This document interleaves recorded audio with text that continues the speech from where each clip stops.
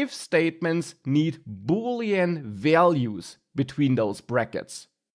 And we also call those values just Booleans. And that's another value type, besides strings and numbers and objects and arrays. Boolean values are a special value type that have exactly two possible values, true or false. So it's like yes or no, just that it's called true and false. And these two values are our Boolean values we can work with in JavaScript. So whereas a number can be any number, and a string can hold any text, a Boolean value can only hold either true or false. And these are useful, these values, if we have a yes or no question. And when do we have such a question? Exactly, if we have an if statement. Because we want to execute some code, the code inside of these curly braces in this if statement, if a certain condition is met. So if this here says yes, then we want to execute the code. If it says no, so false in the Boolean world, then we don't want to execute this. Now we could directly add true here as a value, and very important, here we don't have quotes because we don't want a string like this. Instead, true and false are values which are built in as keywords like this. And if I would set this to true, then this would execute. If I now save that code and I open my console here, we see hello. And on the other hand, if I set this to false and I save this, then we don't see anything.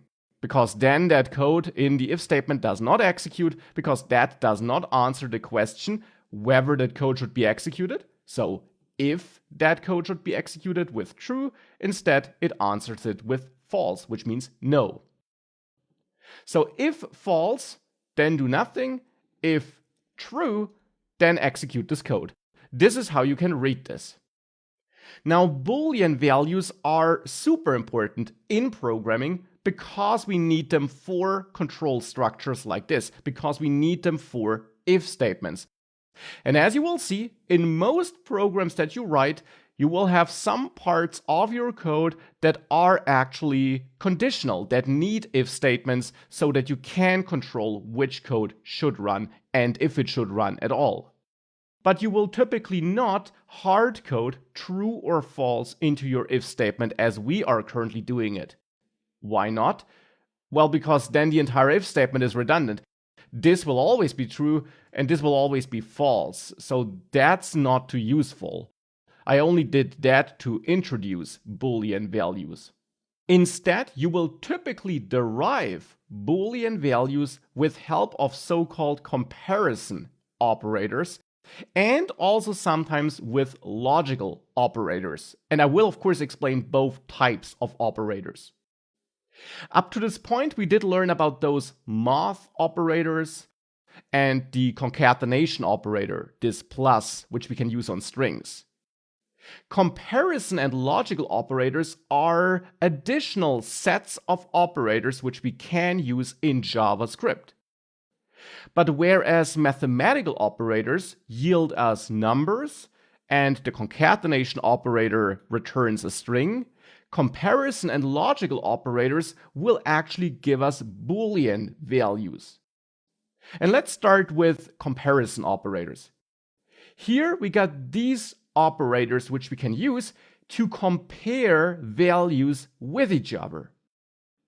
The first set of operators here is the equality operator. And there we have two kinds of equality operators with 2 and 3 equal signs. And I'll show you the difference in a second, but basically we use these operators if we want to compare two values for equality. So for example, if we would want to check whether 2 is equal to 2, or 2 as a string is equal to 2, and you see that would actually give us false if we use that triple equal sign operator. But again, I will explain it in greater detail soon. And you see a couple of other examples down there as well. This equality operator can be used to compare numbers with numbers, strings with strings, numbers with strings, and a couple of other values as well. It also has a couple of gotchas, but again, we will see that throughout the course. And in general, the deeper you dive into JavaScript, the more you will learn about those gotchas. But it generally works quite straightforward. You can use it to compare values for equality.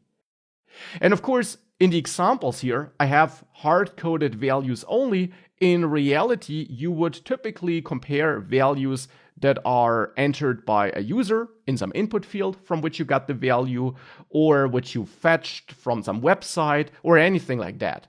Because otherwise, of course, if you hard-code values, you already know the answer in advance as a developer. These are really just examples here. Now, the next set of comparison operators are these greater than, lesser than, greater or equal, and lesser or equal operators, which allow you to do these exact operations, where you can check whether 5 is greater than 3, and so on. It is worth pointing out that you can also use these operators on strings, and there A would, for example, be smaller than B because it comes earlier in the alphabet. So that's also worth mentioning here. Now, the last set of comparison operators which you see here are negation operators, or operators that yield the inverse of what you're checking. So you can check if something is not true. And you see a couple of examples here. Please note that in the first line I'm also using brackets so that 4 smaller 4 is evaluated first. And that would normally yield false because 4 is not smaller than 4. But with the negation operator, the exclamation mark here, I then get the inverse of that, and the inverse of false is true, and that's how we derive that value. And that's also sometimes exactly what you need. Now, sometimes you don't just have one check that you want to perform, but multiple checks. And then it's the overall result of combining all those checks, and therefore combining all those Boolean values which result from these checks. And that's exactly where logical operators can help you. Here we got two kinds of logical operators. We got the AND and the OR operator. And with AND, we get true if both compared values are true. And here are some examples for how that would behave. And with the OR operator, we get true if one of the two values is true. So here it's enough if one of them is true, and you see some examples here. Basically the same examples as on the left, just with OR instead of AND. And now that's of course just an overview and a summary. We are now going to explore these operators and play around with them in code, and then see how we can use them in conjunction with if statements to do more useful things there.